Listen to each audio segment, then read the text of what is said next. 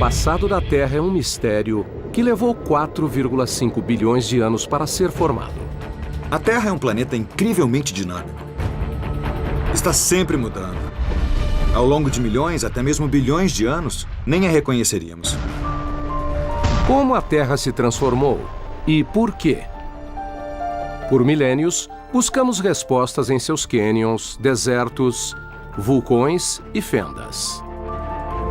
Mas a chave para desvendar a incrível história da Terra pode estar enterrada num lugar ainda mais surpreendente: dentro de cada um de nós. Muitas características do nosso corpo remontam a uma época em que a Terra era muito diferente de hoje em dia.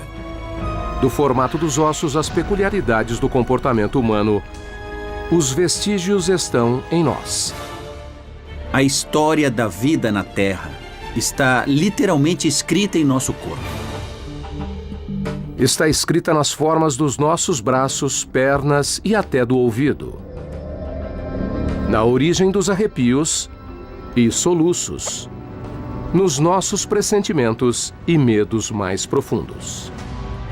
Nosso corpo guarda um registro quase infinito de mistérios que apenas estamos começando a desvendar. Escondidos em nossos ossos e cérebros estão os vestígios da surpreendente história de como a Terra fez o homem.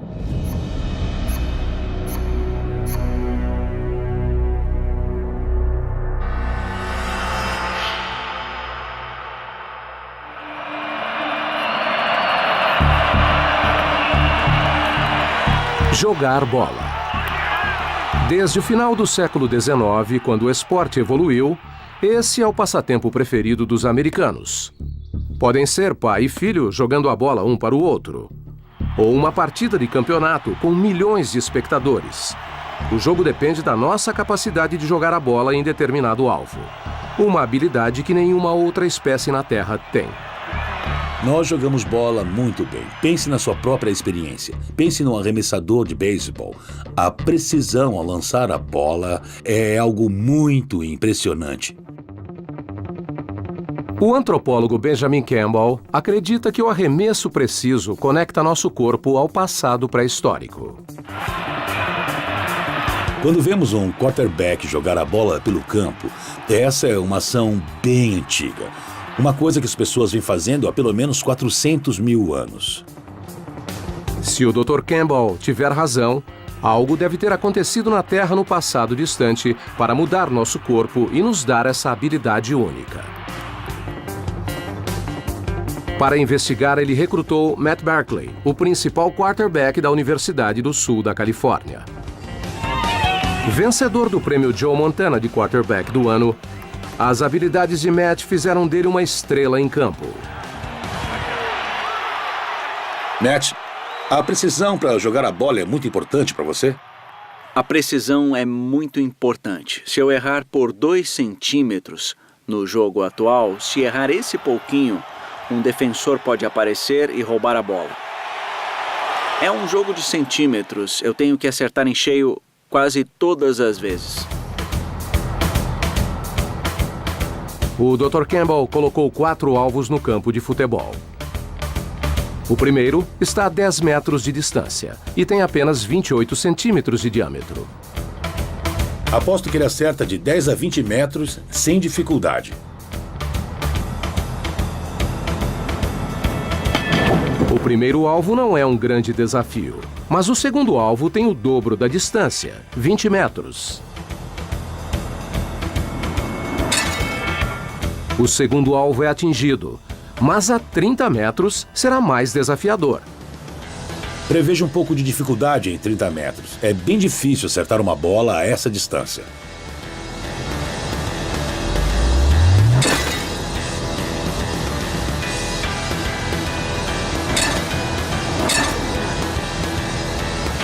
O último alvo está a 40 metros, quase a metade de um campo de futebol americano. Sinceramente, acho que ele não vai acertar a 40 metros. Ele erra por pouco, mas Matt tenta novamente.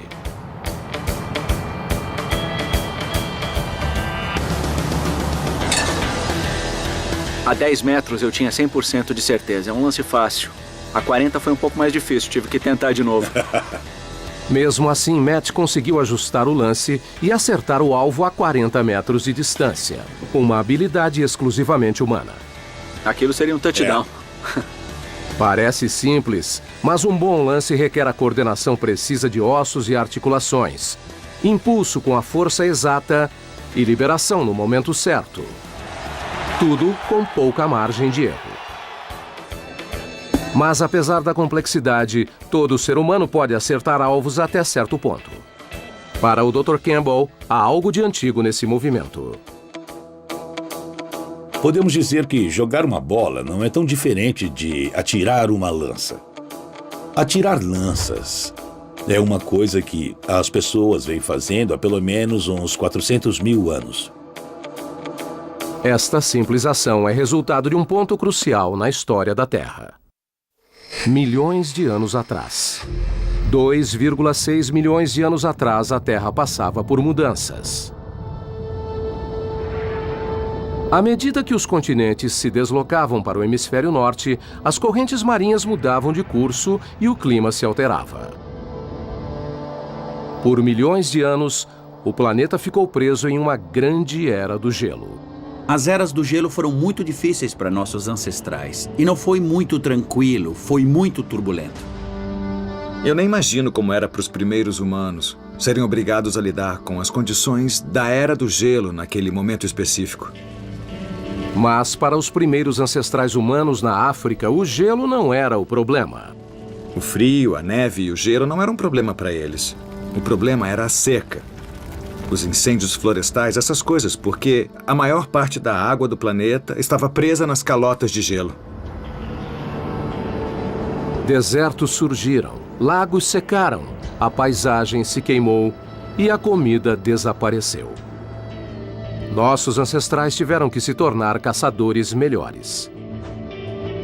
Enquanto outras espécies usam a mandíbula e as garras para atacar, os seres humanos tiveram que se adaptar, caçando de longe. Podemos imaginar que devia ser muito mais eficaz ficar a 6 metros de distância e apenas atirar uma lança nos animais. Eles corriam bem menos perigo assim. Observando alguém como o Matt e pensando nele no contexto da nossa própria evolução, ele seria um excelente caçador. Hoje, nem duvidamos que possamos atingir um alvo, mas somos a única espécie de primata que faz isso. É interessante observar que a habilidade de arremessar é relativamente única aos humanos modernos. Há 2,5 milhões de anos, as eras do gelo nos transformaram, ajustando nosso corpo e cérebro às habilidades motoras necessárias para um arremesso perfeito. Tudo em nós, as características do nosso corpo, mostram como a Terra nos fez dessa forma. Muitas características do nosso corpo remontam a uma época em que a Terra era muito diferente de hoje em dia. Outros vestígios em nosso corpo revelam segredos sobre o passado misterioso do nosso planeta. Um vestígio cotidiano, aparentemente comum, nos leva de volta ao início, antes mesmo de sermos humanos: o soluço.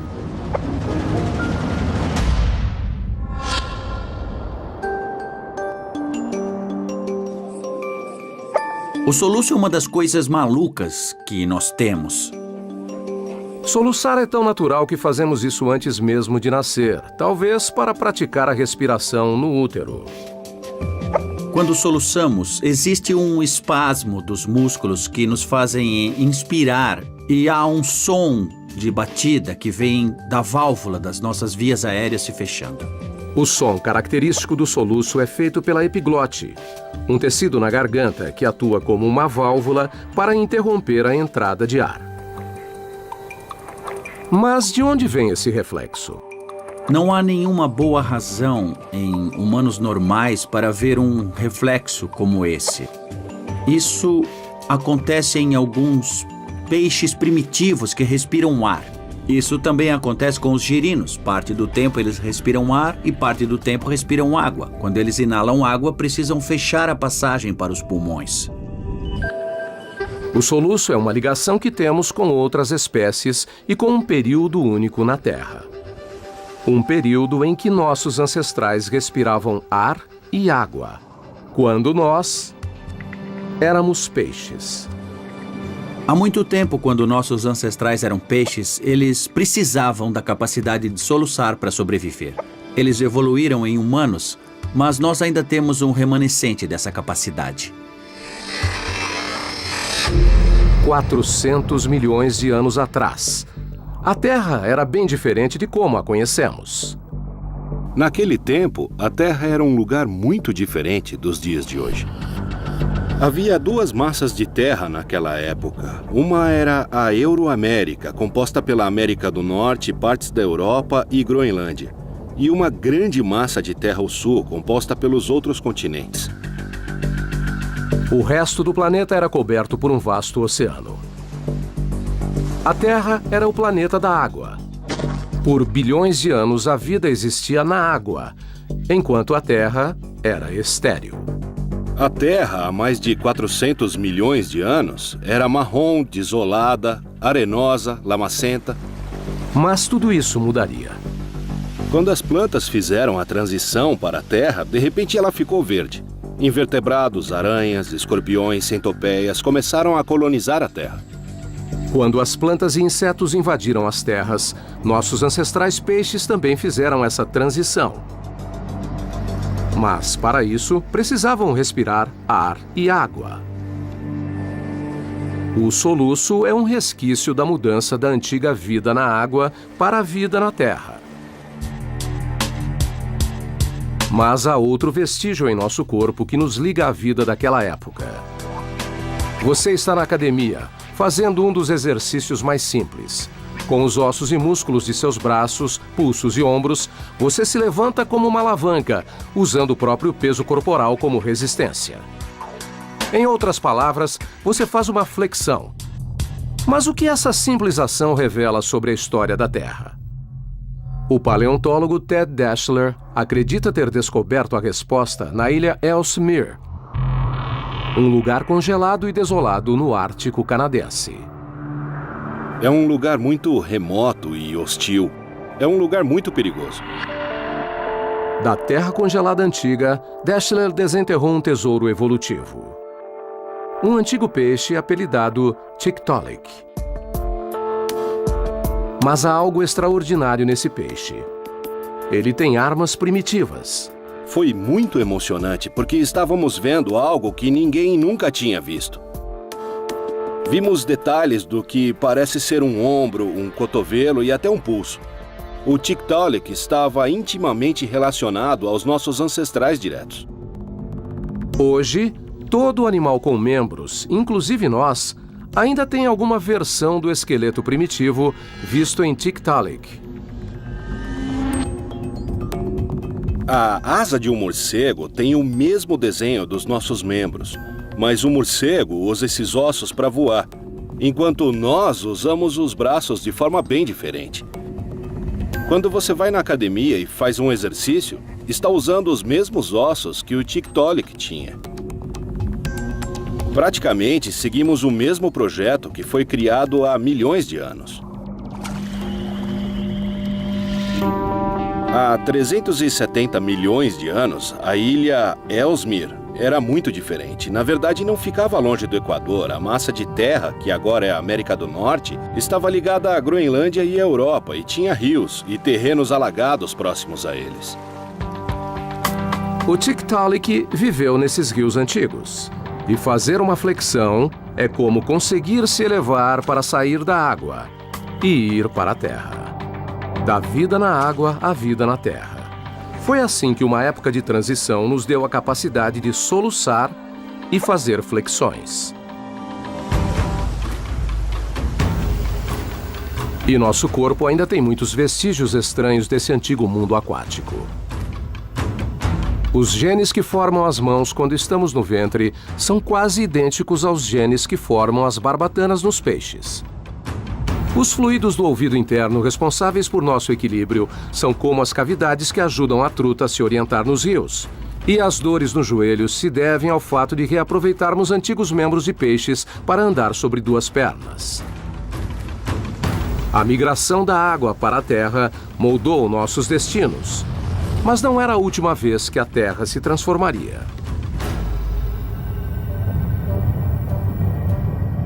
Se você ficasse na órbita da Terra e assistisse os últimos 500 milhões de anos, perceberia que os continentes estão sempre em movimento. As calotas de gelo aparecem e somem. Tudo isso muda constantemente. Se nós assistíssemos à história do nosso planeta em alta velocidade, nós veríamos mudanças dramáticas, quilômetros de gelo subindo e descendo, montanhas sendo formadas, erguendo-se do chão, vulcões em erupção, o céu escurecendo com nuvens de cinzas. E tudo isso acontecendo em altíssima velocidade. As pistas estão dentro de nós. Nos arrepios que sentimos, na aversão de insetos, na sensação de déjà vu, na emoção visceral de um videogame. Se seguirmos as pistas, a história do planeta finalmente será revelada enquanto descobrimos como a Terra fez o homem. A Terra. Dos cânions mais profundos às montanhas mais altas, um fato é claro. O planeta tem sofrido enormes transformações. Se nós analisarmos um longo período da história, montanhas se ergueram, oceanos surgiram e sumiram. A Terra, em escalas de tempo geológicas, é um lugar dinâmico e vivo. E há vestígios do passado violento da Terra, escondidos em um lugar surpreendente. Não apenas em vulcões ou calotas de gelo, mas dentro de nós. A forma como a Terra mudou, nos alterou e está escrita dentro do nosso corpo. Um exemplo estranho mostra que há vestígios do maior massacre da Terra escondidos dentro dos nossos ouvidos.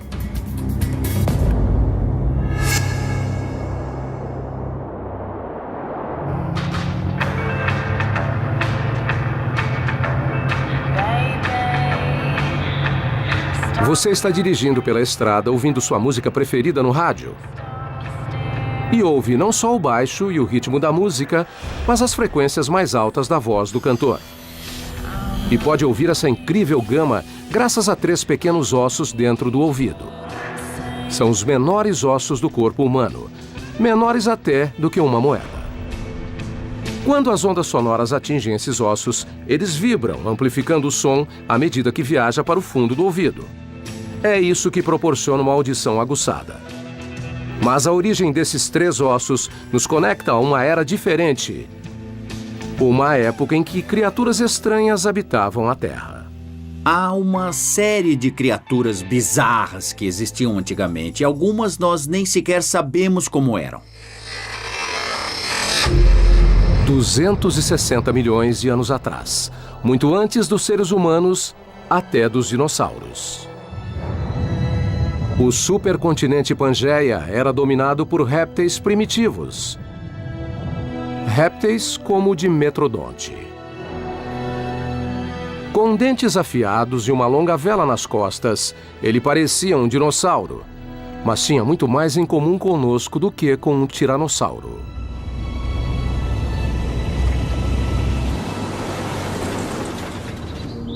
Nesta fazenda de gado, no norte do Texas, o paleontólogo Robert Becker e sua equipe descobriram raros restos do esqueleto de um dimetrodonte, que eles apelidaram de Willy. Willy é muito mais bonito do que eu jamais sonhei encontrar aqui. Ele existiu 60 a 70 milhões de anos antes de haver qualquer coisa parecida com um dinossauro primitivo. Não havia cobras, não havia dinossauros, não havia mamíferos peludos. Isso é bem anterior. Curiosamente, os ossos de Willy estão ligados aos nossos. Os ossos que temos no nosso ouvido faziam parte do maxilar do réptil. E quando os mamíferos evoluíram, esses ossos viraram estes que nós temos no ouvido interno. Mas há outra coisa enterrada aqui que é muito mais reveladora e assustadora sobre o terrível passado da Terra.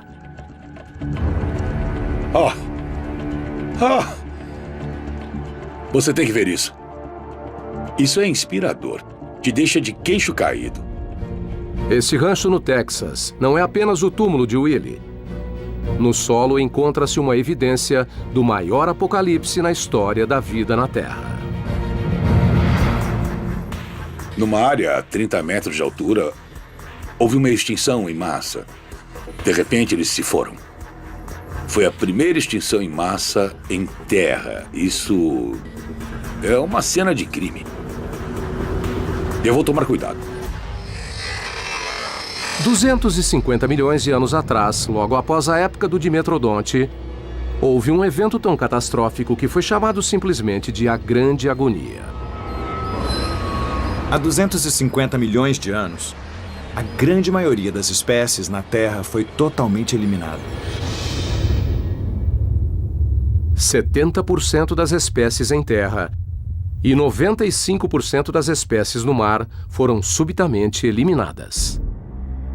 Foi uma eliminação colossal de vida e transformou drasticamente o futuro da história evolutiva. A teoria que prevalece é de que erupções vulcânicas massivas em toda a Pangeia lançaram gases tóxicos que sufocaram quase tudo na Terra. Na verdade, durante a Grande Agonia, toda a vida na Terra poderia ter sido completamente dizimada. Alguns parentes próximos do Dimetrodonte sobreviveram e se tornaram os primeiros mamíferos. Seus corpos e ossos chegaram até nós, incluindo os ossos do ouvido. Mas outras características em nosso corpo remontam a esses mesmos répteis sobreviventes. Nosso metabolismo de sangue quente, o formato diferente dos dentes e até o fato de que podemos mastigar e respirar ao mesmo tempo. Mas a Grande Agonia não foi a última extinção em massa. Estudando a história da Terra, vemos que houve pelo menos 5 enormes eventos cataclísmicos que moldaram drasticamente a história da vida. Em média, as extinções em massa globais acontecem a cada 100 milhões de anos. O conceito de uma extinção em massa é uma coisa muito difícil de nós entendermos, porque é quando praticamente toda a vida na Terra desaparece e poucos sobrevivem. Às vezes acontece em milhões de anos, ou então num evento cataclísmico. A extinção em massa mais recente está relacionada diretamente a nós. E os vestígios desse evento estão em nossa própria pele.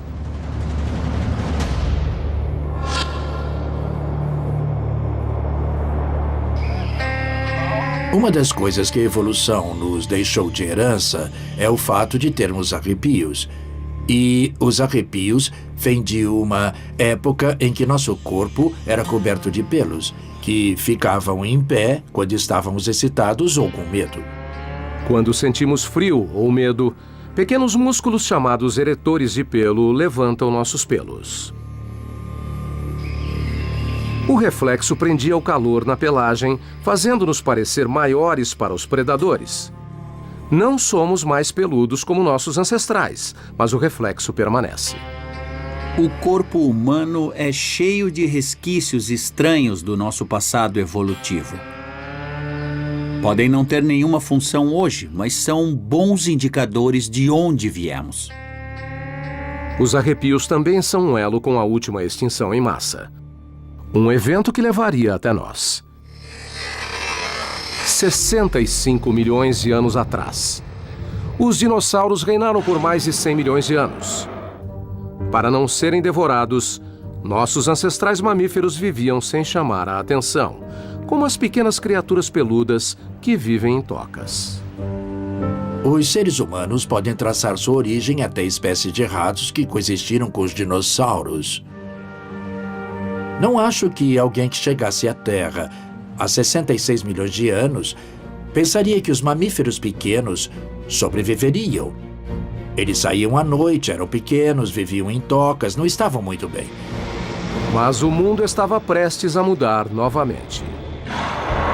Agora acredita-se que o evento de extinção dos dinossauros provavelmente foi causado pelo impacto de um enorme asteroide com a Terra.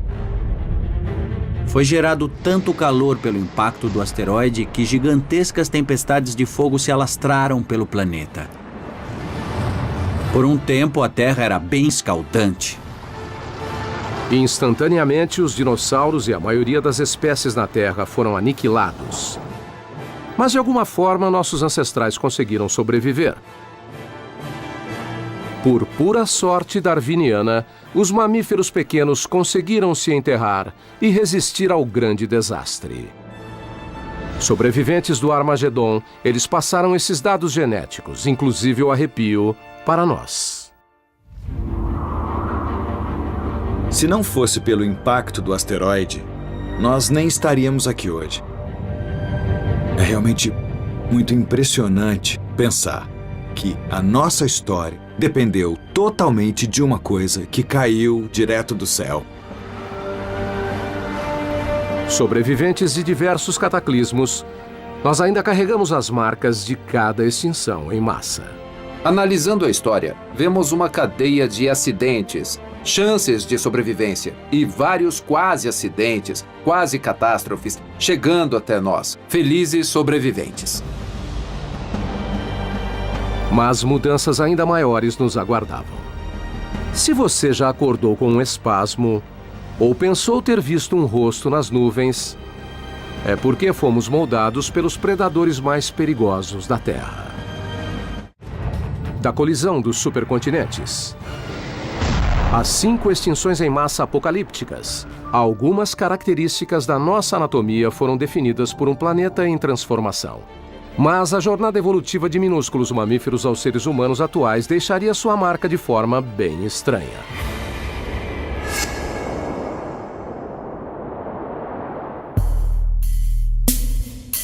Você está caindo no sono, suas pálpebras estão pesadas, sua temperatura corporal cai e você fica inconsciente. Então, de repente, um espasmo súbito sacode seu corpo e você acorda. Se você já dormiu e acordou de repente sentindo um espasmo, isso é mioclonia. Costuma acontecer no início do sono, não quando estamos profundamente adormecidos. E acordamos com um espasmo. Quando dormimos, os músculos começam a relaxar, mas o cérebro interpreta esse relaxamento como uma sensação de queda e contrai os músculos para nos manter na posição vertical. A ironia desta sensação de queda é que as pessoas dormem em camas gigantes, camas king size, onde há pouca ou nenhuma chance de cair. Então, por que acordamos com essa sensação de queda? A resposta não está em nosso mundo moderno, mas no local em que dormíamos milhões de anos atrás. Esse vestígio parece ser consistente com a ideia de que, no ambiente ancestral, não dormimos no chão. Passamos milhões de anos dormindo em árvores, como os primatas. 15 milhões de anos atrás, os mamíferos evoluíram em inúmeras espécies, incluindo os primatas. Uma enorme floresta tropical cobre a África e nossos ancestrais primatas não dormiam no chão, mas nas árvores dessa floresta. A mioclonia nos impede de cair no chão enquanto estamos dormindo. Mas não é só a queda que pode nos matar. Imagine que é de noite e você cai no chão com um baque, alertando todos os predadores da sua presença. Não só a queda seria fatal, mas imagine se você se machucasse. Não poderia escapar dos predadores. Vivíamos em árvores para evitar predadores. Evidências arqueológicas confirmam esse fato perturbador. Nem sempre estivemos no topo da cadeia alimentar. Nós é que estávamos no cardápio. Descobrimos que muitos ossos de humanos e de hominídeos eram devorados e mastigados, eram abertos até chegar ao tutano. Os nossos ancestrais viviam ao lado de uma grande variedade de animais que haviam se adaptado por milhões de anos para virarem assassinos ferozes. Estavam sempre correndo o risco de serem comidos por tigres, leões e várias outras criaturas que poderiam nos atacar e nos devorar. Naquela época, a Terra era um lugar perigoso. Nós não éramos os caçadores, mas a caça. E essa terra predatória deixou sua marca de forma estranha.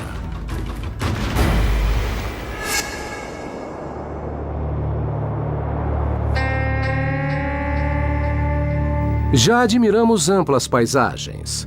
Elas têm um efeito calmante sobre nós. O cérebro libera substâncias químicas que relaxam os músculos e diminuem a respiração. A pergunta é, por quê? O Dr. Frederick Coolidge acredita que a resposta está enraizada no terreno da nossa pátria africana. Há uma possibilidade de que a própria paisagem da África ainda esteja impressa em nossa mente. Para testar a teoria, ele convidou os participantes a analisar cuidadosamente fotografias de 4 paisagens diferentes, para ver qual é a mais relaxante. As opções: um deserto arrebatador, uma mata fechada, colinas com árvores e uma montanha coberta de neve. Se tivesse que escolher uma dessas fotos e fosse morar nessa foto, qual você escolheria? Acho que eu escolheria as planícies verdes. Se eu tivesse que escolher, viveria nessa foto. Parece um lugar seguro e confortável. Parece agradável e confortável para se viver. Experiências similares foram repetidas no mundo todo com pessoas de diferentes origens. E todas as vezes, os participantes são atraídos por paisagens abertas. Uma coisa interessante é que as pessoas na Nigéria fizeram o mesmo estudo e conseguiram os mesmos resultados que nos Estados Unidos, mesmo quando os nigerianos moravam numa floresta ou até numa ilha. Parece muito mais um lugar para se deitar sem se preocupar. Praticamente tudo está à vista. Achamos normal que a paisagem aberta seja mais calmante.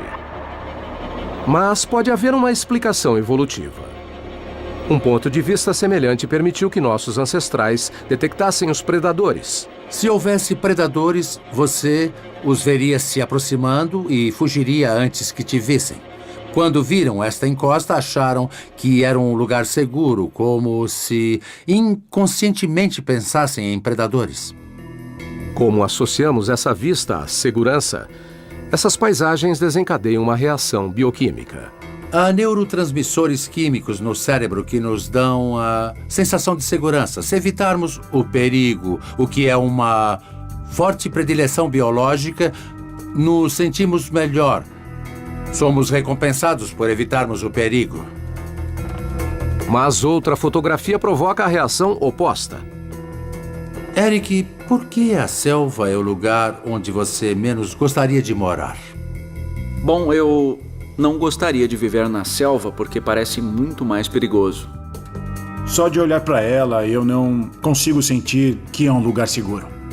O problema da selva é que pode haver um predador a 3 metros de distância, atrás de uma árvore ou escondido na vegetação e não o veríamos. Por isso as pessoas preferem a paisagem aberta, pelo menos veem o que está vindo. Ao contrário da selva, as colinas parecem reproduzir a paisagem onde vivemos milhões de anos no passado. 4 milhões de anos atrás, nossos ancestrais primatas viviam na fronteira entre as florestas densas e as savanas abertas. Acredita-se que, por muito tempo, nosso ambiente ancestral, há milhões de anos, era na entrada de uma floresta. Podíamos nos aventurar na floresta para caçar ou comer restos. Mas também podíamos usar a pradaria, a savana, para avistar predadores e nos esconder em segurança. Então, quando a paisagem aberta nos relaxa, talvez seja porque nos lembremos inconscientemente da vista das árvores em que nossos ancestrais viviam. Acordar com um espasmo ou desfrutar de uma paisagem aberta, nossos reflexos nos ligam à forma de sobrevivência na antiga terra predatória. Mas o nosso medo natural de predadores ainda resiste de outras formas. 2 das fobias mais comuns são de cobras e aranhas, ameaças mortais nas florestas africanas. Nossa percepção de cor e a visão 3D foram aperfeiçoadas quando evoluímos para detectar predadores camuflados. E um dos motivos de suarmos ao sentir medo talvez seja porque assim nossa pele fica escorregadia e mais difícil para um predador segurar.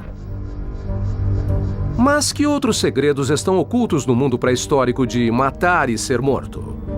Pistas escondidas podem estar na razão de vermos rostos nas nuvens, ou no som áspero das unhas em um quadro negro.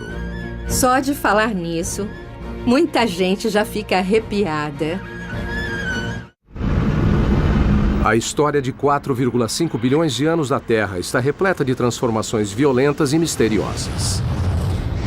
E toda essa história está escrita dentro de nós. Em nosso corpo, comportamentos e até nos nossos reflexos mais simples.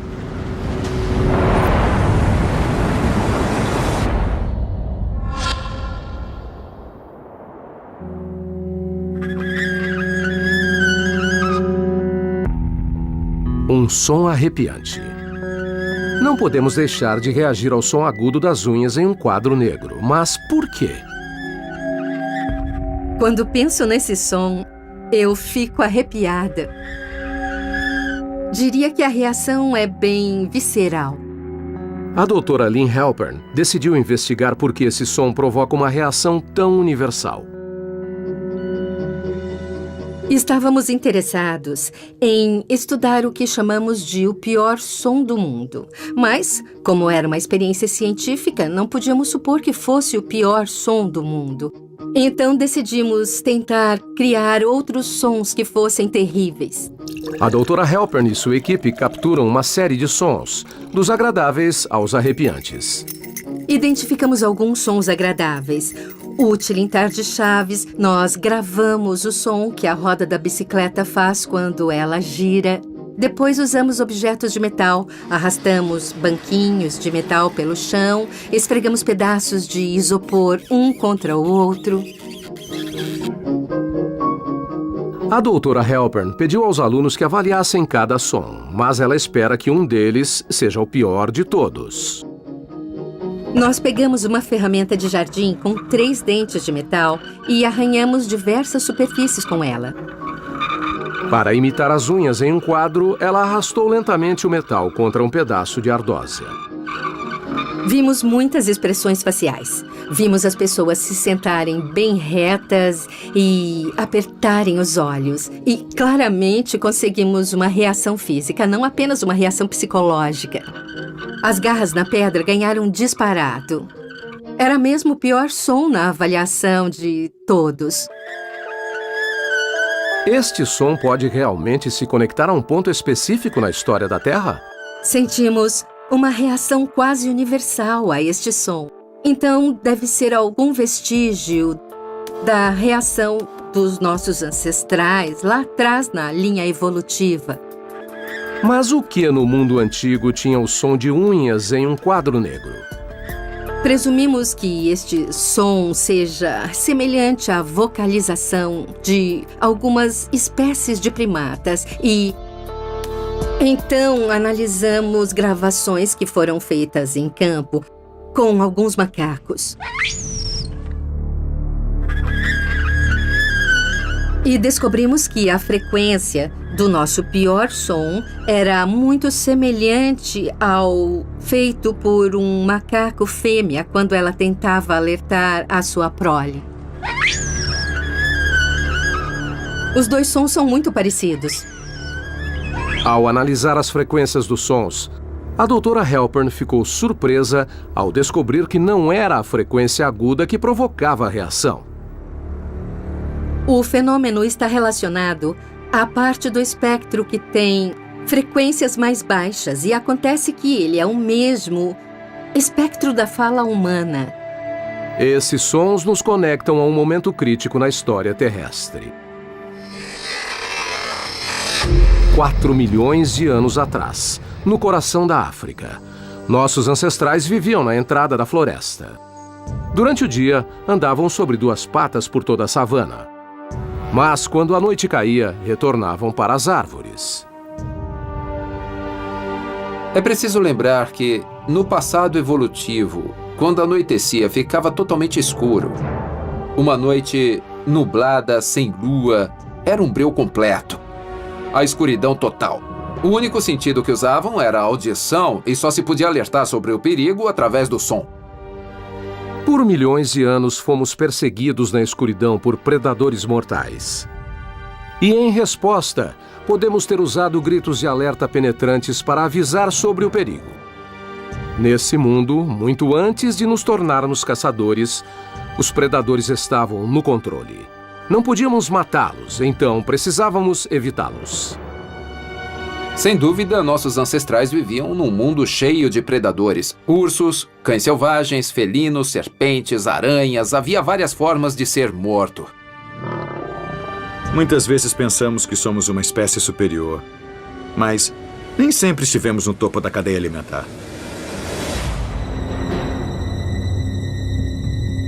Ao contrário dos alertas visuais, este som agudo funcionaria mesmo na noite mais escura.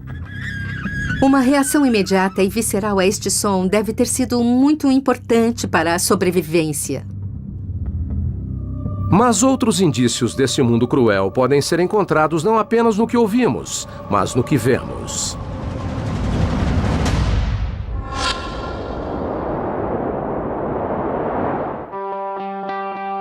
Todos já olhamos para as nuvens e vimos rostos.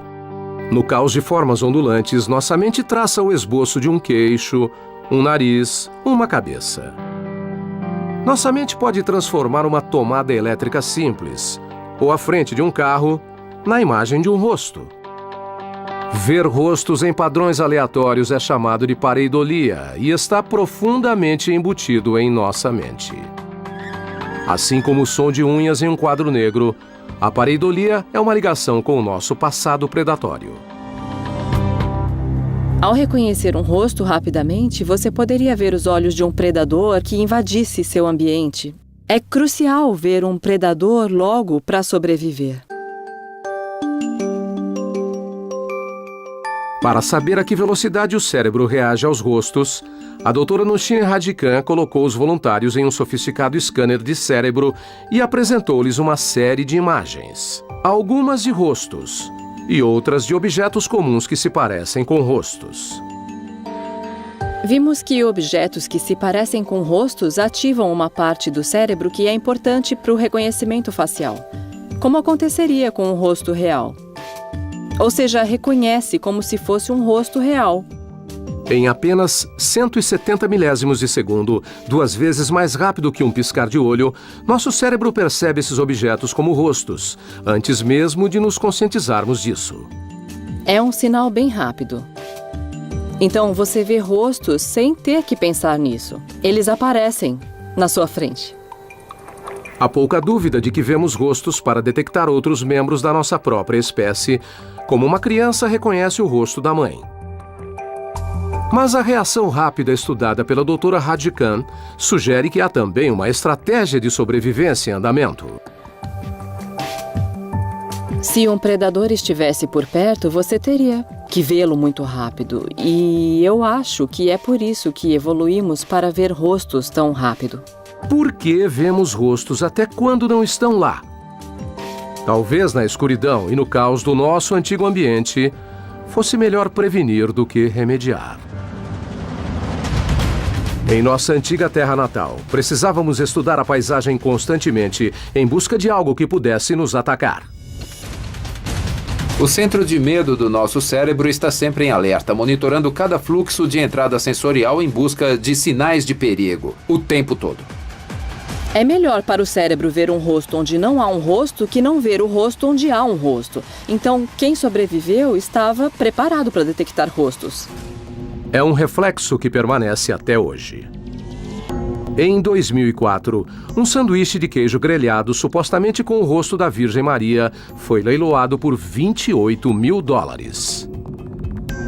E em 1956, as notas canadenses precisaram ser trocadas porque as pessoas acreditavam que viam o rosto do diabo no cabelo da rainha Elizabeth. O mundo dos predadores moldou nossos comportamentos mais profundos. Mas nem sempre fomos à caça. Sempre que corremos ou sentimos um impulso agressivo, é porque estamos ligados a uma época em que a Terra nos transformou, de caça, em caçadores. Século XXI, Terra. 7 bilhões de seres humanos se espalharam por todos os continentes do globo, garantindo seu lugar no topo da cadeia alimentar. Mas nem sempre foi assim.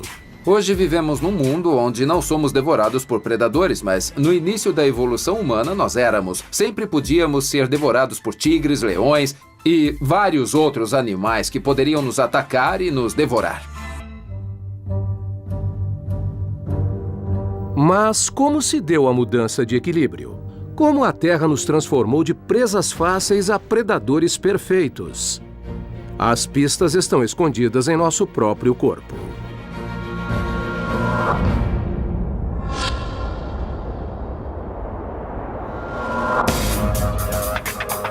Se você já correu por um campo de futebol ou em uma esteira, é porque o seu corpo é adaptado para correr. Dos joelhos grandes à regulação da temperatura, podemos não perceber, mas nosso corpo foi feito para correr distâncias incrivelmente longas.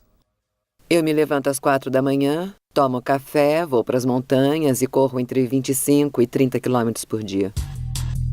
Diane Van Dieren é uma ultramaratonista de elite. Eu sou uma ultramaratonista profissional e me especializei em corridas de mais de 160 quilômetros. É uma corrida contínua por várias horas. Para ela, uma maratona de 40 quilômetros é apenas um aquecimento. Eu completei 700 quilômetros na trilha Yukon Quest, que é considerada a corrida de trenós puxadas por cães mais difícil do mundo, e eu a fiz a pé, com temperaturas de até menos 45 graus. O máximo que já corri sem parar foram 240 quilômetros. Quando corremos, os tendões de Aquiles e outros ligamentos agem como molas para nos impulsionar para frente. E nenhuma outra espécie de primata foi feita para correr. Já corri em ventos tão fortes que tive de ficar de joelhos. Eu já fui literalmente derrubada na trilha, tive que rastejar. Mas independente disso, desde que possa seguir em frente, eu vou até a linha de chegada. Os seres humanos estão entre as únicas espécies com essa capacidade de resistência em corrida. E no passado, essa habilidade nos proporcionou uma vantagem única. Os seres humanos corriam a uma velocidade intermediária e poderiam até ultrapassar animais que estivessem trotando, que cairiam mortos e aí podiam comê-los. Nós os faríamos correr até morrer. A corrida de longa distância pode remontar a uma estratégia de caça antiga. Mas de onde vem essa estratégia? 2,6 milhões de anos atrás. O clima africano se transformava. As florestas densas davam lugar a savanas sem fim. Parece que a África secou, transformando-se gradualmente em pastagens mais abertas. Um novo ambiente pedia uma nova estratégia. Era um ambiente novo, com concorrência nova, com clima novo e ameaças novas. Enfrentaram uma gama de pressões adaptativas e tiveram que mudar para sobreviver. Embora nem todos possam correr as distâncias incríveis que Diane percorre, o apelo de concluir uma maratona sugere que ainda há algo profundamente enraizado nesse movimento. Um eco da vida nas savanas pré-históricas. As pessoas correm em maratonas porque gostam de se cansar, mas porque gostam de se cansar correndo, parece que não há nenhum outro motivo que não seja a utilidade na caça. Ainda hoje, vemos resquícios de nossa vida primitiva como caçadores. O que nós vemos nas espécies animais é que tudo que aquele animal precisa fazer para sobreviver, geralmente é algo que lhe dá prazer. Para nós, isso significa que ainda sentimos prazer nos movimentos de caça, como jogar bola, bater ou até mesmo num videogame de tiro moderno. É nessas atividades que vemos uma ligação primordial com as habilidades que antes representavam a sobrevivência. Os primeiros humanos viviam em um planeta violento e precisavam estar preparados. Essa história também aparece em outro lugar surpreendente.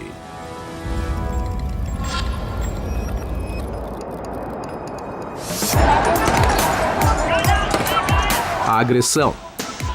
Por mais amigáveis que sejamos, todos temos o impulso da raiva. E dentro de cada um de nós está a capacidade de transformar essa raiva em violência.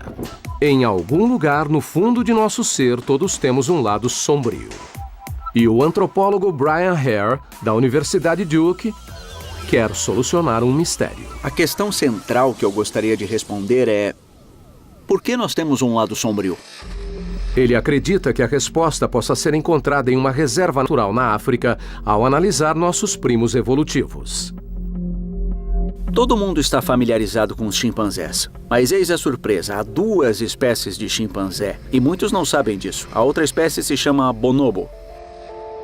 E os bonobos são espécies únicas. Os babuínos, os chimpanzés, os gorilas e nós. Todos os primatas, quando pressionados, estão dispostos a lutar fisicamente por recursos para sobreviver. Todos, exceto os bonobos. O que os humanos e os chimpanzés têm em comum é que temos um lado mais sombrio. Os bonobos não têm esse lado mais sombrio. Eles não se matam. Mas por que os bonobos não são violentos? O Dr. Hare descreve um experimento simples. Nós colocamos comida numa sala que um bonobo tem acesso. Mas tem uma porta e atrás da porta tem outro bonobo. O bonobo deve tomar uma decisão: ficar com a comida ou dividi-la. E o que vemos nesse vídeo, e que surpreendeu até a mim, é que os bonobos abrem a porta e deixam um amigo comer junto. Quando estamos em uma situação de sobrevivência, podemos compartilhar ou lutar. E os bonobos vivem em paz, compartilhando seus recursos. Eles parecem ser altruístas e incapazes de serem violentos. Por que nós temos o lado sombrio enquanto os bonobos não têm? O Dr. Hare acredita que um rio na África tem a resposta. O rio Congo é o 2º maior rio do mundo, perde apenas para o Amazonas. Ele meio que faz um ponto de interrogação pelo continente. O rio Congo. Com 4.800 quilômetros de comprimento e até 13 quilômetros de largura e pelo menos 1 milhão de anos. 1 milhão de anos atrás, esse rio era apenas uma barreira. No lado norte estavam os chimpanzés e os humanos primitivos, no lado sul os bonobos. O rio Congo separa a terra dos chimpanzés da terra dos bonobos. Os bonobos não sabiam nadar e não conseguiram atravessar um rio enorme como o Congo, que virou uma barreira, separando as espécies que evoluíram em florestas separadas. As eras do gelo destruíram os alimentos disponíveis na nossa pátria africana. E diante da catástrofe, os bonobos ficaram isolados, sem concorrência. Então, sobreviveram com a partilha. Mas no lado norte do rio, os primeiros humanos, chimpanzés e outros primatas lutavam pela sobrevivência. Assim, nossos impulsos mais profundos de agressão e violência podem remontar a um tempo em que vivíamos no lado errado do rio. Depressa! Qualquer tipo de característica geográfica que separe 2 populações pode criar uma divisão genética nessas 2 populações. Isso acontece com rios, ilhas, geleiras e até mesmo uma cadeia de montanhas pode separar 2 populações diferentes e fazê-las evoluir totalmente separadas. De inúmeras formas, ainda estamos profundamente enraizados em nossa pátria pré-histórica africana. Tem um lugar no mundo, mais que qualquer outro, que é o berço da humanidade e que nos fez como somos hoje. Esse lugar é a África. A surpreendente influência da geografia africana antiga resiste de outras formas. Nossas unhas eram garras que foram achatadas para que pudéssemos subir nas árvores das florestas africanas. E nossa capacidade de andar sobre 2 pernas começou quando elas secaram e tivemos que andar para ir de árvore em árvore. Mas mudanças ainda maiores nos aguardavam. Nos últimos milhões de anos da nossa evolução, a Terra remodelou e reestruturou aquilo que nos torna verdadeiramente únicos: o cérebro. E um vestígio é o fato de a Terra ter nos deixado com a estranha sensação de déjà vu.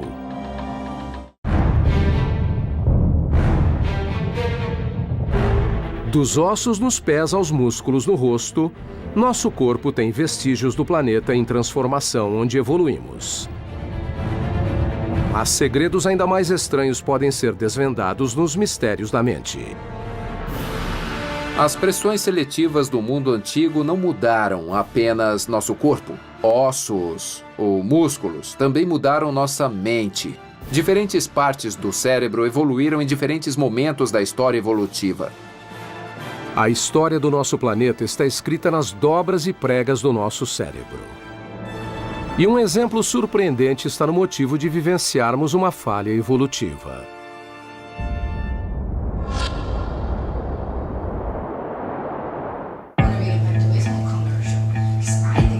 Você está com uma amiga conversando durante o café. Não há nada fora do comum, até que, de repente, você é tomada por uma sensação estranha e poderosa. Você já fez isso antes. Embora saiba que é impossível, sente como se estivesse revivendo um momento do passado e se lembra de todos os detalhes.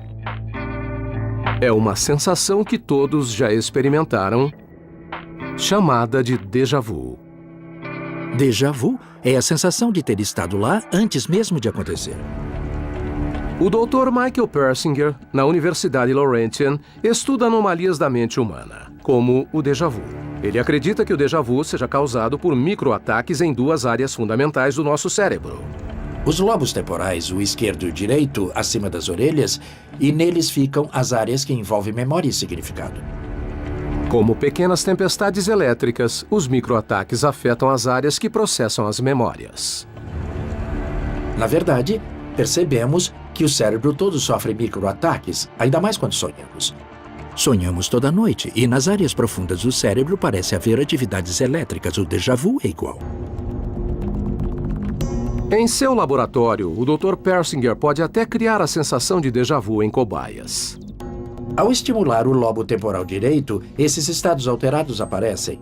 A sensação de ter vivido aquilo antes de acontecer.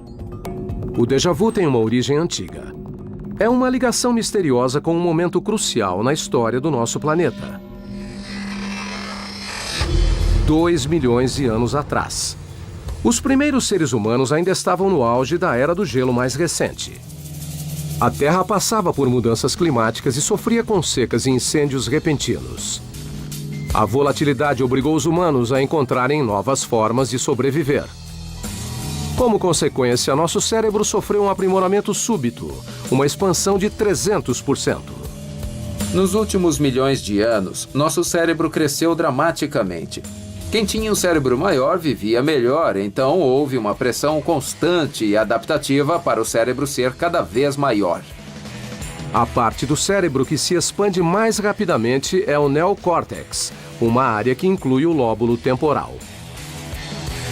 Mas como um fabricante de computadores que corre para criar um novo sistema operacional, sempre há falhas no software. Algumas extravagantes como o déjà vu. Nosso cérebro é um produto da evolução, tanto quanto o nosso corpo, e eles surgiram ao longo de milhões e milhões de anos, então não é de surpreender que as mesmas características ambientais que formaram o nosso corpo também tenham afetado nossa forma de pensar e agir. Os microataques que criam o déjà vu normalmente não são perigosos. Mas, em raros casos, esses vestígios evolucionários saem do controle e se transformam em convulsões epiléticas. Foi o caso de Diane Van Deren. A primeira convulsão que eu tive foi no carro com minha mãe. Não me lembro como começou, mas eu lembro como terminou. Tive uma dor de cabeça horrível. Eu não sabia quem eu era, o que era o quê, quem era quem. Era como se eu tivesse sido atropelada por um caminhão. As convulsões pioraram com o passar dos anos, foram ficando cada vez piores e mais fortes. E eu tinha de 3 a 5 convulsões por semana. Estranhamente, as convulsões sempre começavam com uma intensa sensação de déjà vu. Tinha essas sensações estranhas que eram rápidas e breves. Era um aviso de que logo eu teria uma convulsão. Parecia que eu estava tendo, sabe, um déjà vu. Tipo, já estive aqui, já fiz isso. Eu sentia que sabia o que ia acontecer a seguir. Acho que a sensação de déjà vu é uma falha que está ocorrendo. É algo que está acontecendo no cérebro, como se algo fosse irromper. A doença foi se agravando e a única opção de Diane era a cirurgia cerebral. Os médicos descobriram que as convulsões estavam isoladas em uma pequena parte do cérebro dela. Lembro de dizer, é isso aí, nós conseguimos. Os médicos removeram um pedaço do lóbulo direito temporal de Diane. Literalmente abriram a minha cabeça, tiraram meu crânio e cortaram um pedaço do tamanho de um kiwi do meu lobo direito. As convulsões pararam e o déjà vu também. A cirurgia foi horrível, mas se eu faria de novo, iria amanhã de manhã, sem pestanejar. Do caso extremo de Diane Van Deren, às sensações de déjà vu que todos nós experimentamos, os vestígios de um tempo antigo estão incorporados em nossa mente. De uma época em que a Terra selecionava quem tinha cérebro maior. O caso de Diane Van Deren é um exemplo extremo de como a Terra se expandiu depressa e moldou nossa mente. Mas a programação antiga da nossa mente ainda vive de outras formas. O planeta volátil que nos deu o déjà vu também nos deu a capacidade de tomar decisões rápidas. E vemos isso aplicado em nosso cotidiano. Estudos mostram que, no meio do caos de um jogo de futebol, um quarterback tem só 3,5 segundos para decidir onde lançar a bola. Esse é o quarterback Matt Barkley.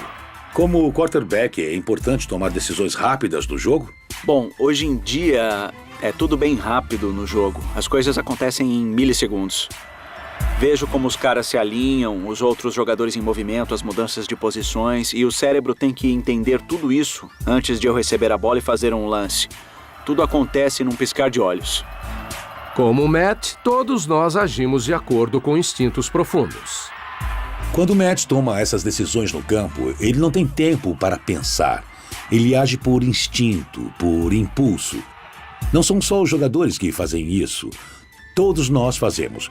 Por exemplo, quando nós dirigimos e temos que tomar decisões instantâneas. Achamos que a maioria das nossas ações é decidida conscientemente, mas, na verdade, a maior parte do que fazemos vem de um comportamento automático e instintivo. Mas de onde vêm esses instintos? A resposta pode estar na história de como a Terra nos programou com a intuição e nos deu o reflexo do nojo. A Terra. Ao longo dos últimos milhões de anos, o nosso planeta remodelou nosso corpo. Mas não parou por aí. Há vestígios do passado misterioso da Terra no formato de nossos ossos e no modo como pensamos. Muito do que pensamos, do modo como pensamos, foi determinado por nossa história evolutiva. Parece uma ideia radical, mas é cada vez mais aceita por psicólogos do mundo todo. Quando as pessoas pensam na evolução, costumam pensar na transformação dos braços, das pernas, de características físicas, mas também afetou as nossas mudanças de comportamento.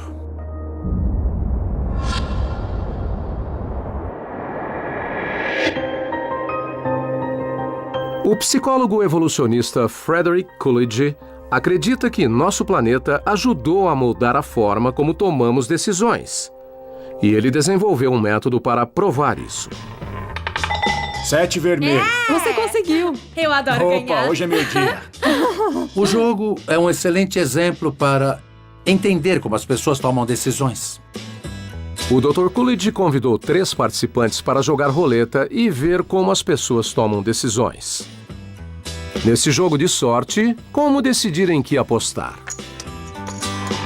Quando vemos as pessoas jogarem, até as ouvimos dizer: sei que não é racional, sei que não faz sentido, mas eu tenho um pressentimento.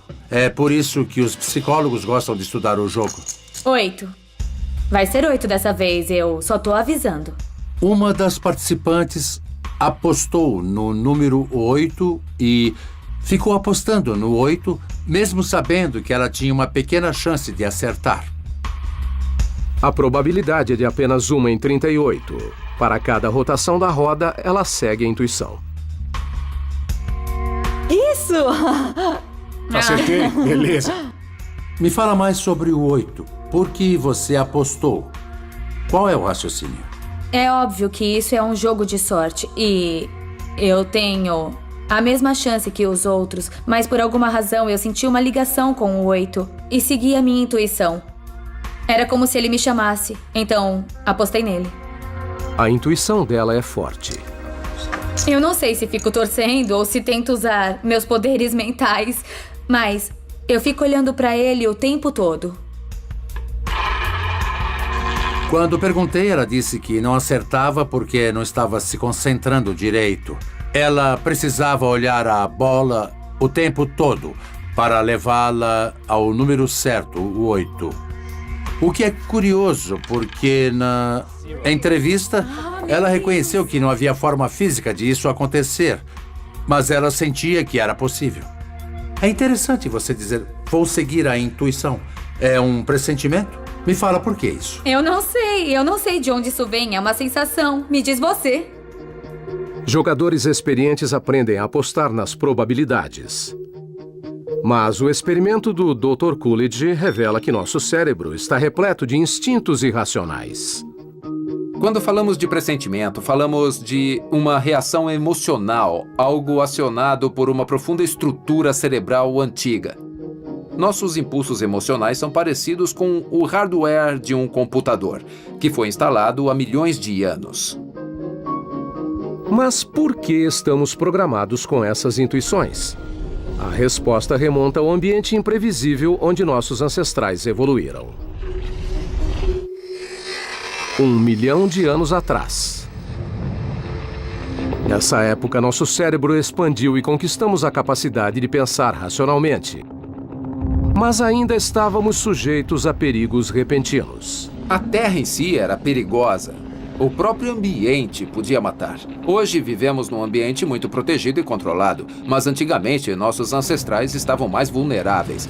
Eles podiam morrer com vulcões, terremotos, inundações e várias outras ameaças letais do próprio ambiente. Eles tinham que estar sempre preparados para reagir a ameaças mortais. Agora podemos resolver problemas complexos, mas a contínua ameaça de desastre significava que nem sempre havia tempo para pensar. E nossos instintos mais primitivos deviam permanecer no controle. Como um inseto atraído pela luz ou um rato que foge do cheiro de um gato, ainda temos instintos animais mais primitivos. Esses instintos nos ajudaram a sobreviver no ambiente ancestral. Mas um instinto humano universal é especialmente poderoso.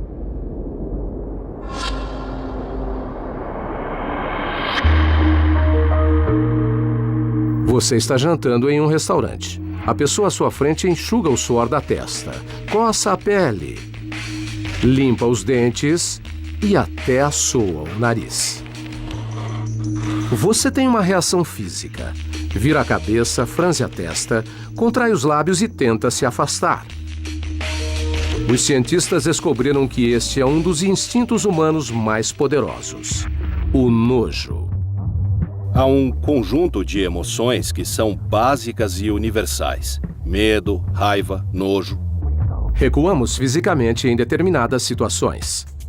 É uma emoção incrivelmente visceral e no mundo todo as pessoas reagem ao nojo da mesma forma. Fazem uma expressão facial característica mais ou menos assim. E na maioria das vezes elas vão para trás. O professor de psicologia Gavin Fitzsimmons, da Universidade Duke, acredita que esta reação física seja parte de um padrão mais profundo. Obrigado por vir e participar do nosso estudo de hoje. Ele realiza um experimento não convencional. É um estudo bem simples sobre a preferência das pessoas por sucos. Diria que gosta de suco de laranja? Eu adoro suco de laranja. É, que bom. Você pode tomar um gole? Tá gostoso. Ótimo. O que eu quero fazer agora é colocar em contato com o suco de laranja algo que eu acabei de esterilizar. Oh, não. Eu vou mergulhar isso no suco de laranja. Eu vou mexer um pouquinho. Ai, meu Deus.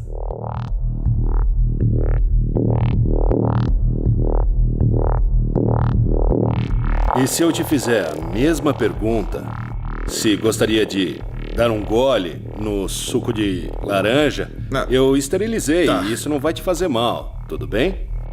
Entendi. Eu tenho que... Não. Não. De jeito nenhum. Só se eu ganhar alguma coisa. Tá certo. Como o Dr. Fitzsimmons previu, há um padrão nas reações físicas. Você enruga o nariz e então ergue o lábio superior e muitas vezes aperta os olhos. As pessoas se afastam, cobrem a boca. Essas reações instintivas afastam fisicamente boca, olhos e nariz do que poderia ser uma fonte de infecção. Inconscientemente, tentamos nos proteger. Isso até supera a lógica racional. Após ser esterilizada, a barata é mais segura do que uma fruta do supermercado. Mas eu disse que eu esterilizei isso. Sabendo que está limpo, por que a sua preferência mudou tanto com o contato com um objeto esterilizado? Porque esse objeto estéril tem muitos pelinhos nele. Não foi surpresa que ninguém quisesse beber o suco. Se eu esterilizar de novo e mergulhar no suco, você vai beber o suco? Não, não importa. Não quero mais. Foi uma reação forte, tipo... Não se deve fazer isso com suco de laranja. As pessoas sabem, em um nível racional, que a barata esterilizada é estéril e não faz mal. Isso mostra que o nojo é uma das coisas que estão embutidas em nós há muito, muito tempo. Nas grandes populações humanas, as doenças foram o que mais afetou a sobrevivência dos nossos ancestrais. Ao longo da história humana, a mutação e a evolução de doenças contagiosas foram um assassino muito pior do que as erupções vulcânicas, os terremotos ou predadores. No mundo antigo, qualquer doença podia ser fatal. Nossos ancestrais tinham que reagir com nojo e aversão a coisas que podiam provocar doenças. Nossos reflexos mais comuns já foram uma proteção vital contra os germes. Os germes só foram descobertos em 1856 por Louis Pasteur, mas nossa mente evoluiu e nos adaptamos para evitar a infecção. O instinto é tão forte que às vezes foge do controle. Esses instintos podem superar toda a razão. Algumas pessoas lavam as mãos 200, 600 vezes por dia e reconhecem que é irracional. Chama-se transtorno obsessivo-compulsivo. Elas reconhecem que é irracional e as incomoda, mas não conseguem evitar. Da forma como fazemos apostas, às coisas cotidianas que nos enojam. Foi assim que a Terra nos ensinou a seguir a intuição, a sentir nojo e a se manter vivo. As ameaças aos primeiros seres humanos, grandes e pequenos, modelou nosso corpo e comportamento. Mas um único evento, há mais de 70 mil anos, colocou a humanidade em sua maior provação e nos tornou verdadeiramente humanos. É de arrepiar pensar como a raça humana chegou perto da extinção. A Terra e sua história remontam a incríveis 4,5 bilhões de anos. Essa história ainda nos influencia de forma surpreendente. Um exemplo está em uma pesquisa intrigante sobre sexo. As taxas de natalidade no mundo todo revelam uma tendência em comum. Após um terremoto, o número de nascimentos salta. Os desastres naturais parecem induzir as mulheres a entrar em trabalho de parto. Mas um segundo padrão ocorre, exatamente 9 meses após um desastre. As taxas de natalidade saltam novamente. Além de influenciar as mulheres a entrarem em trabalho de parto, os desastres de forma inconsciente nos encorajam a ter relações sexuais. Se há algum tipo de explicação evolutiva para isso, pode ser que, após acontecer um desastre, você imediatamente queira ter mais filhos. É uma garantia de que assim você vai substituir os membros da sua tribo que teriam se perdido ao longo do caminho. A evidência é clara. Desastres sempre ameaçaram a sobrevivência humana. Nossos ancestrais não se preocupavam só com os predadores, pois a própria terra era perigosa. Relâmpagos, chuvas secas, cheias, o ambiente podia matar. Muitos desastres antigos moldaram nosso planeta. De impactos de meteoros a erupções vulcânicas que nem se comparam ao que os humanos já viram. Mas os desastres também contribuíram para moldar gradualmente o corpo humano e orientar nosso comportamento. Tudo em nós pode ser rastreado, até eventos como um grande terremoto, ou um tsunami, ou grandes erupções vulcânicas. Estamos à mercê de forças geológicas. Embora tenha havido inúmeros desastres no passado, uma única catástrofe pode ter realmente nos transformado em humanos. E isso está codificado em nosso DNA.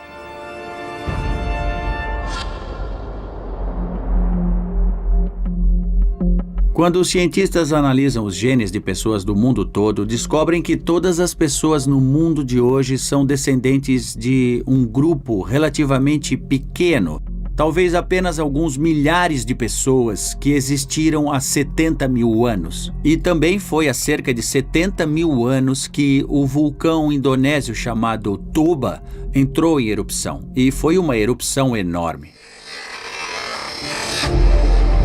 74 mil anos atrás, na ilha indonésia de Sumatra, um dos piores desastres na história da humanidade lançou o mundo no caos total. Das profundezas do Monte Toba, 2.500 quilômetros cúbicos de magma irromperam. Não era apenas um vulcão, era um super vulcão. A erupção do Monte Santa Helena em 1980, algumas pessoas consideraram um evento bem destrutivo. Imagine um evento milhares de vezes maior do que essa erupção. Os humanos que viviam na época devem ter sofrido com o inverno vulcânico. A explosão teria sido catastrófica. O céu escureceu, entramos em uma era do gelo de 6 anos. Fomos reduzidos a 2.000 humanos e quase fomos extintos. Como consequência, a população humana foi reduzida para poucos milhares de indivíduos. Nem o suficiente para encher uma sala de cinema moderna. É de arrepiar pensar como a raça humana chegou bem perto da extinção. A ideia de que poderíamos pegar todas as pessoas do mundo e colocá-las dentro de um pequeno auditório é realmente bem assustadora. Todas as pessoas podem traçar sua própria história de volta a esses sobreviventes. Chegamos perigosamente perto da extinção dos seres humanos. Se isso for verdade, há apenas 70 mil anos. Hoje, essa catástrofe geológica está escrita em nosso corpo. E nosso DNA contém uma evidência incrível. Apesar da nossa diversidade, somos 99,9% geneticamente idênticos. Isso é incomum no mundo animal. Até as drosófilas são 10 vezes geneticamente mais diversas do que nós. Os cientistas acreditam que nossa semelhança é um resultado direto da redução populacional provocada pelo Monte Toba. Achamos que já vimos de tudo. Tornados, terremotos, tsunamis, erupções vulcânicas. Mas, para falar a verdade, no fim das contas, nós só vimos a ponta do iceberg do que a Terra sofreu no passado. Nós nem imaginamos a escala. Nenhum profissional como eu tem ideia da dimensão de uma catástrofe realmente grande. A cor dos nossos olhos, o formato dos nossos ossos e até o funcionamento da nossa mente. São pequenas evidências do imprevisível planeta que nos criou. Agora que reunimos essas evidências em corpo e mente, um quadro completo da história da Terra começa a surgir. Nós podemos analisar e traçar alguns dos maiores eventos que já ocorreram no nosso planeta, olhando não só a história da vida humana, mas de toda a vida na Terra, de sua origem humilde até nosso presente. Se encaixarmos todas as peças, saberemos a história completa. 206 ossos, 640 músculos, trilhões de células. O corpo humano é uma criação do planeta que nos rodeia.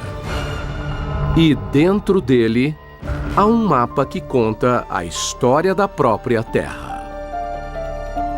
Eu acho que essa pode ser considerada a história da Terra, que está escrita dentro de todos nós.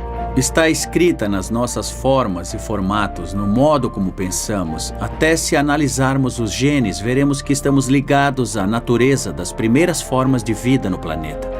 É incrível pensar que dentro de nós está o esquema de toda a vida na Terra, desde o início, dos organismos unicelulares, passando pelos dinossauros e chegando aos humanos modernos. Cada passo desse caminho pode ser visto dentro de nós. Mas como tudo isso se encaixa? Agora, passo a passo, vamos juntar todas as pistas e revelar uma história épica de transformação global e caos inimaginável. – 4,5 bilhões de anos atrás, a Terra nasceu como uma massa escaldante de rocha derretida, violenta demais para haver vida. Mas ao longo de 1 bilhão de anos, ela resfriou e os mares se condensaram em sua superfície e as primeiras formas de vida unicelular surgiram. Nos 3 bilhões de anos seguintes, a Terra passou por mudanças globais impensáveis. E a vida continuou microscópica. Quando falamos na história da vida em grande escala, falamos principalmente de bactérias. Ainda hoje, a maioria dos seres vivos na Terra é unicelular ou menor. Então, mais de 500 milhões de anos atrás, o aumento de oxigênio atmosférico permitiu que a vida animal complexa surgisse. Todos os planos corporais fundamentais, incluindo o nosso, foram estabelecidos. 370 milhões de anos atrás, os peixes primitivos ganharam membros e se arrastavam pela terra, inventando um projeto de braço que usamos até hoje. 250 milhões de anos atrás, criaturas parecidas com lagartos sobrevivem à maior extinção em massa da Terra. Partes da mandíbula foram transformadas em ossos do ouvido, proporcionando uma audição extraordinária. 65 milhões de anos atrás, pequenos mamíferos escaparam por pouco do impacto de um asteroide. Os pelos, unhas e arrepios que herdamos remontam a este evento. Evoluímos de pequenos mamíferos a primatas que moravam em árvores, mas a Terra ainda nos mudaria mais.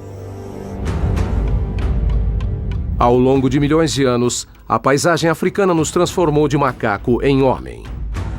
Começamos a andar sobre 2 pernas e evoluímos para correr, jogar e caçar.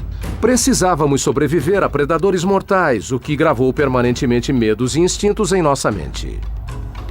2,6 milhões de anos atrás, as eras do gelo fizeram nosso cérebro crescer 3 vezes mais.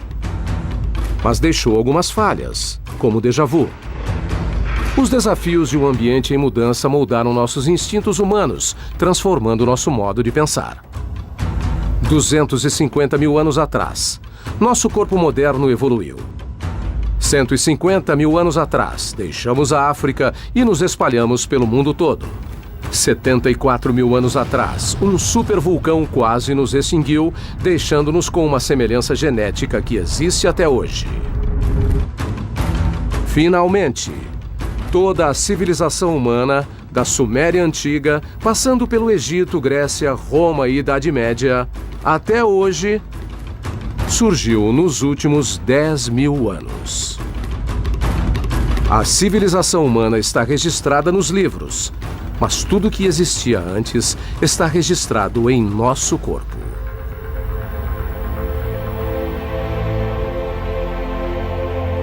O que descobrimos é uma façanha. Somos sobreviventes de 4,5 bilhões de anos de cataclismos.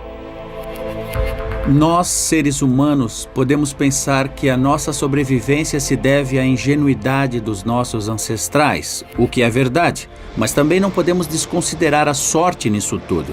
porque em vários momentos os nossos ancestrais podiam ter sofrido com as catástrofes, como outras espécies, e podiam ter sido extinguidos. Algumas vezes estivemos perto de desaparecer totalmente. Desde os organismos unicelulares, 30 bilhões de espécies passaram pela Terra e 99,9% delas foram extintas. É impressionante pensar que nós, seres humanos, somos produtos de tantas extinções em massa. Do surgimento dos primeiros organismos unicelulares, passando pela época em que eles saíram do mar, os répteis, os dinossauros, a eventual ascensão dos mamíferos, até nós. Temos muita sorte, não é? Mas há o outro lado da história. A Terra nos fez como somos hoje. E a Terra não parou de mudar. No futuro, os continentes vão criar outro supercontinente. O Oceano Atlântico vai ser bem grande e depois vai começar a se fechar de novo e ficando menor a cada ano até que as Américas, a Europa e a África vão finalmente se juntar de novo. E nesse tempo todo, outro asteroide ou supervulcão pode mudar a história novamente, nos transformando ou nos eliminando totalmente. Na história da vida, a extinção dita as regras. Então, de acordo com o que aconteceu a outras espécies, uma hora nós seremos extintos e a evolução vai atuar nos sobreviventes, aumentando assim os ambientes que ficarão vazios, porque os humanos e outros primatas podem ter sido extintos. Eu apostaria nos guaxinins. Eles têm as mãos muito boas, são bem inteligentes e, se sobreviverem à próxima extinção em massa, talvez inventem ou reinventem a tecnologia e todas as coisas que os humanos têm feito. Independente do que acontecerá, apenas uma coisa é certa: o futuro da Terra e dos homens é imprevisível. A evolução está acontecendo hoje. Espécies estão em constante mudança. Espécies que conhecemos hoje vão ser extintas, mas a vida vai continuar. Se avançássemos a história em 1 milhão de anos, e se os humanos sobrevivessem até lá, eu só posso imaginar como nós seríamos. A evolução não acabou. Os seres humanos são um produto da evolução no passado, e enquanto o mundo continua a mudar, nós vamos mudar com ele. Como vamos ser e como vamos reagir a isso, não há como saber.